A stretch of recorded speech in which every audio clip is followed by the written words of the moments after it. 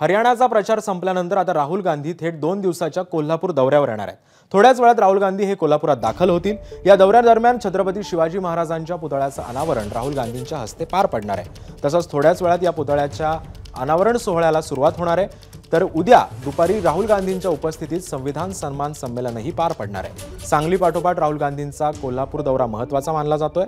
तसंच विदर्भानंतर काँग्रेसनं पश्चिम महाराष्ट्राकडेही आपलं लक्ष केंद्रित केल्याचं पाहायला मिळतंय। दरम्यान या संदर्भात अधिक माहिती देतात कोल्हापुरातून आमचे प्रतिनिधी विजय केसरकर सध्या आपल्या सोबत आहे। विजय, नेमकी सध्या आता कोल्हापुरात राहुल गांधींच्या दौऱ्याची कशा पद्धतीने तयारी करण्यात आली आहे?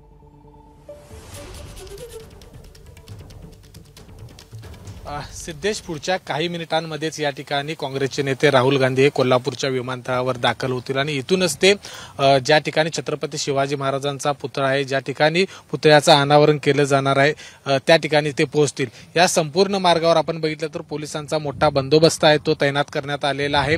कारण आज केवळ एकच कार्यक्रम आहे। छत्रपती शिवाजी महाराजांच्या पुतळ्याचं अनावरण झाल्यानंतर ते हॉटेलमध्ये जातील आणि त्या ठिकाणी काँग्रेसचे जे सगळे नेते आहेत त्यांच्यासोबत त्यांची बैठक आहे ती असणार आहे।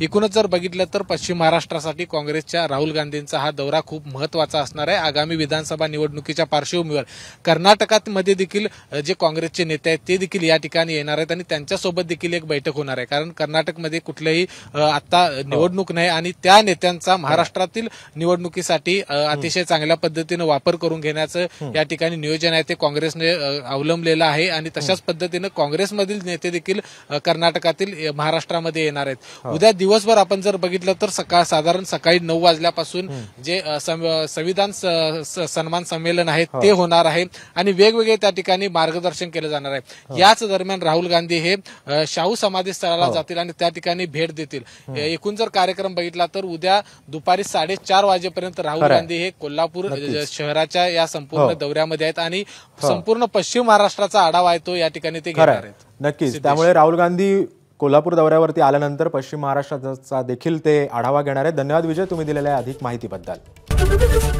एबीपी माझा, उघडा डोळे बघा नीट।